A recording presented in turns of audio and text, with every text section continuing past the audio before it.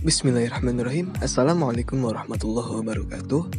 Perkenalkan teman-teman semua, kami dari kelompok 6 Ulumul Hadis yang insya Allah ingin menjelaskan mengenai hadis dari segi kualitasnya, yang beranggotakan Rafiki Syahrizi, Azra Kholwa, dan Al-Fakir Renza dan Zahran.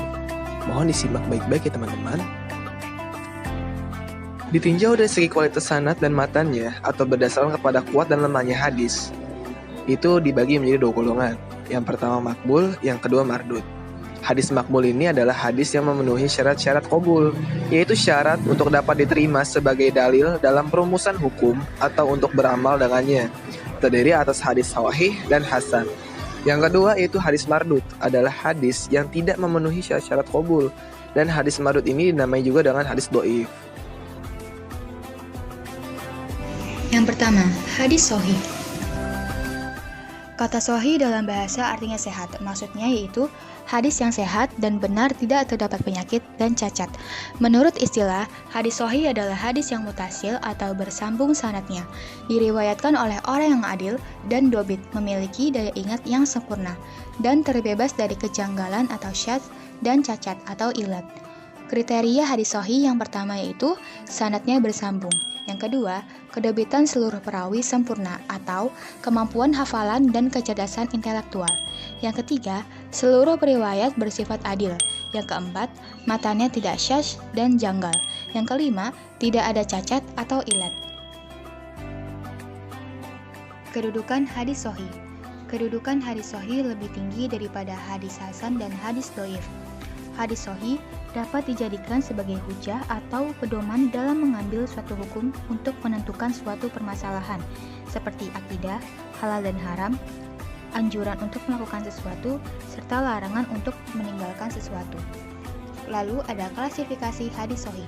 Yang pertama yaitu ada hadis sahih li dzatihi dan ada hadis sahih li ghairihi. Hadis sahih li dzatihi yaitu hadis yang memenuhi syarat-syarat kriteria hadis sahih. Syarat-syaratnya yaitu sanadnya bersambung, rawinya adil, mempunyai hafalan yang kuat, tidak syadz dan tidak berilat. Contohnya yaitu An Abi Abdurrahmani Abdillah bin Umar bin Khattab radhiyallahu anhuma qala sami'tun nabiyya sallallahu alaihi wasallam yaqulu buniyal islamu ala khamsin syahadati alla ilaha illallah wa anna muhammadar rasulullah wa iqamis shalah wa itaiz zakah wa hajjil baiti wa shaumi ramadan rawahul bukhari wa muslim. Artinya yaitu dari Abdullah bin Umar radhiyallahu anhuma, dia berkata, Rasulullah shallallahu alaihi wasallam bersabda, Islam itu dibangun di atas 5 dasar, persaksian atau syahadat bahwa tidak ada sesembahan yang berhak disembah kecuali Allah Subhanahu wa taala dan Muhammad adalah utusan Allah, menegakkan salat, menunaikan zakat, haji ke Baitullah dan puasa di bulan Ramadan. Hadis riwayat Bukhari dan Muslim. Hadis sahih li ghairihi yaitu hadis hasan li dzatihi yang dikuatkan oleh periwayatan lain yang semisalnya atau yang lebih kuat darinya. Dinamakan sahih li ghairihi karena kesahihannya tidak berasal dari sanad awalnya sendiri, melainkan dari masuknya sanad lain yang menguatkannya. Contohnya yaitu laula an asyaqu ala ummati la amartuhum bisiwaki inda kulli wudu'i.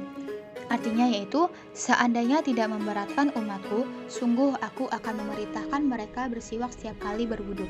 Hadis riwayat Bukhari dan Muslim. Berbeda dengan Bukhari dan Muslim, At-Tirmizi meriwayatkan hadis ini lewat jalur Muhammad bin Amir yang kurang kuat ingatannya. Lalu lewat jalur Abu Salamah dan Abu Hurairah radhiyallahu anhu, maka segala riwayatnya dianggap hasan saja. Namun karena ada riwayat yang sahih dari jalur lain, maka jadilah hadis ini sahih li ghairihi.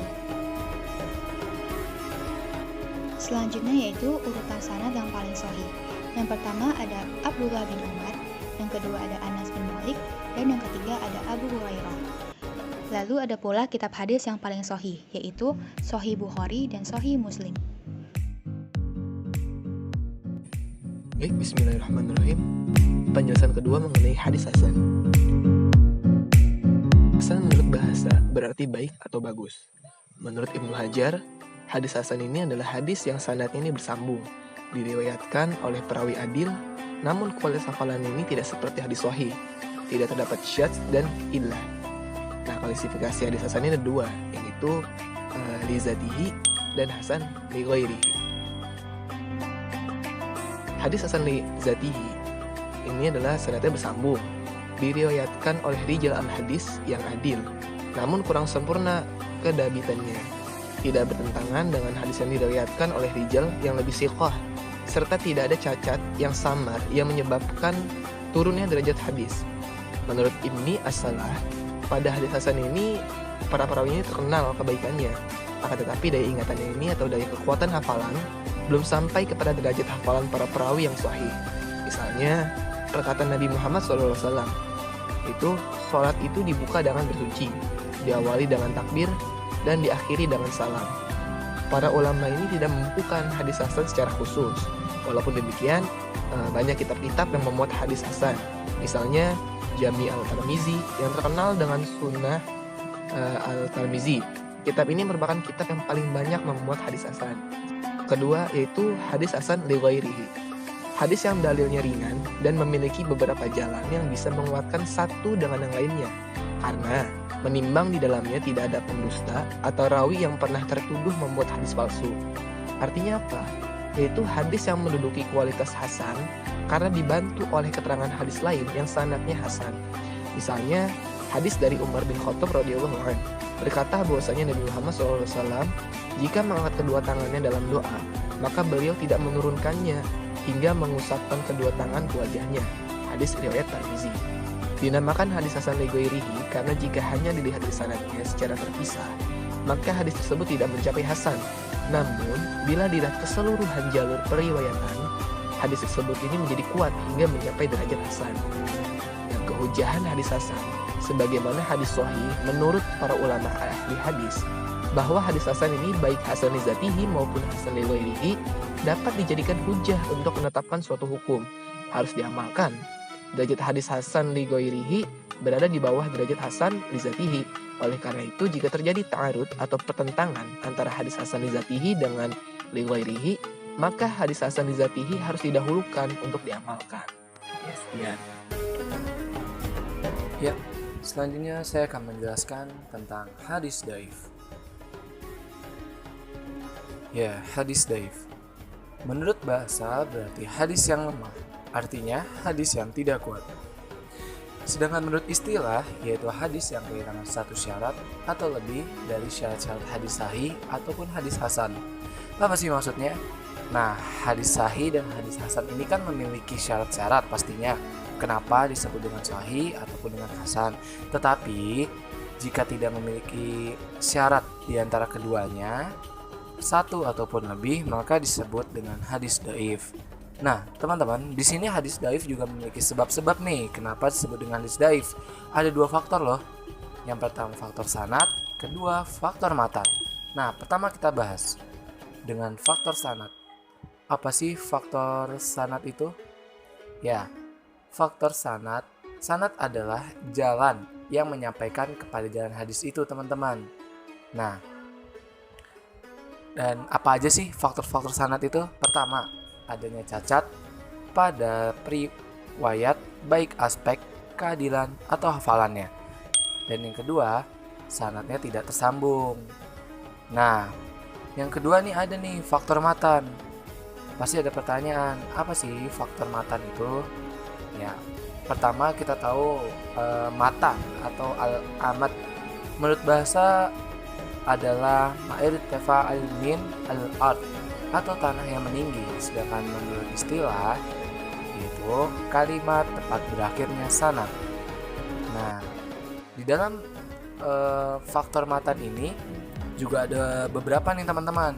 Yang pertama, bertentangan dengan riwayat rijal al-hadis yang lebih siqah dan terdapat cacat samar yang dapat merusak kesahihan hadis.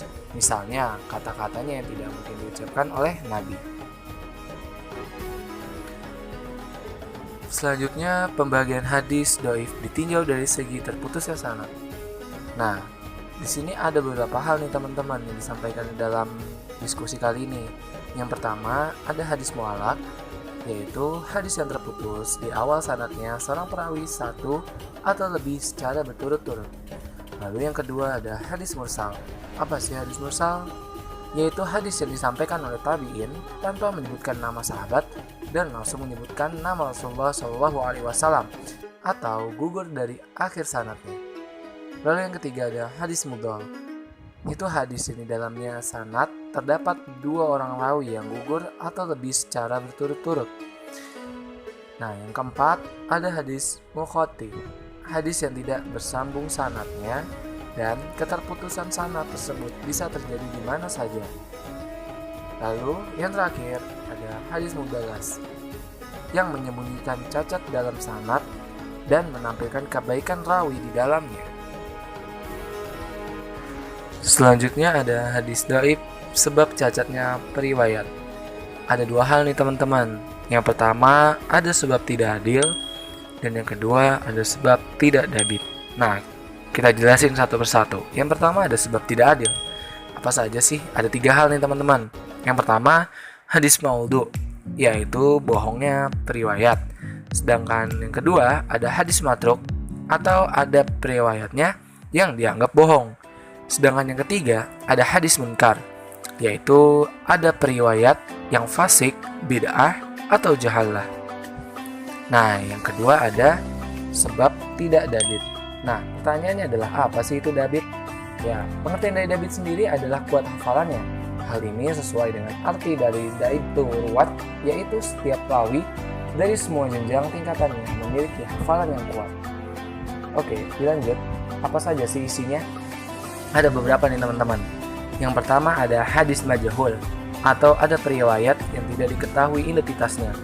Yang kedua hadis mubham. Dalam sanadnya terdapat rijal yang tidak disebutkan namanya, contoh fulan. Nah, kayak gitu. Dan yang ketiga ada hadis mu'allal atau ada cacat samar sehingga turunnya derajat hadis. Lalu yang keempat ada hadis mudaraj. Terdapat tambahan kata dalam hadis. Lalu yang kelima ada hadis maqlub atau hadis yang terbalik redaksinya pada matan atau sanad. Lalu yang keenam ada hadis mutadrib. Hadis yang bertentangan dengan riwayat lainnya namun masih bisa digabungkan dari berbagai segi. Lalu yang ketujuh ada hadis yas atau hadis sikoh yang bertentangan dengan orang yang lebih sikoh. Hadis musallaf, itu yang kedelapan ya. Terdapat perbedaan dari segi titik dalam hadis sedangkan bentuk tulisannya tetap. Yang kesembilan atau yang terakhir hadis muharraf atau terdapat perbedaan dari segi harokat sedangkan bentuk tulisannya tetap. Gitu teman-teman. Nah, selanjutnya ada hukum mengamalkan hadis dhaif. Apa sih hukumnya? Nih, menurut Bukhari dan Muslim, mutlak tidak bisa dijadikan hujjah. Pertanyaannya, apa itu hujjah? Nah, hujjah atau hujjat adalah istilah yang banyak digunakan di dalam Al-Quran dan literatur Islam yang bermakna tanda bukti, dalil, atau sebuah alasan atau argumentasi. Nah, jadi ini tidak bisa dijadikan bukti nih teman-teman. Nah, dalam hal akidah, fikih, atau fadail al-amal, sedangkan menurut Ibnu Hajar boleh diamalkan untuk fadail ul-amal dengan syarat tidak terlalu dhaif, sesuai dengan nas yang sudah berlaku dan tidak diniati percaya bahwa hadis tersebut pasti dari Nabi. Nah, selanjutnya ada sanad hadis yang paling dhaif. Contohnya yang pertama ada Sadaqah bin Musa Ad-Dikiki dari Faraqat As-Subakhi dari Muratu At-Taib dari Abu Bakar. Yang kedua ada Muhammad Qasim Al-Maslun dari Ubaidillah bin Zar dari Ali bin Yazid dari Qasim dari Abi Ummamah. Lalu yang ketiga ada Muhammad bin Marwan dari Al-Qalabi dari Abi Syahli dari Ibnu Abbas atau sanad yang paling dhaif atau silsilatu al-kazbi. Gitu teman-teman.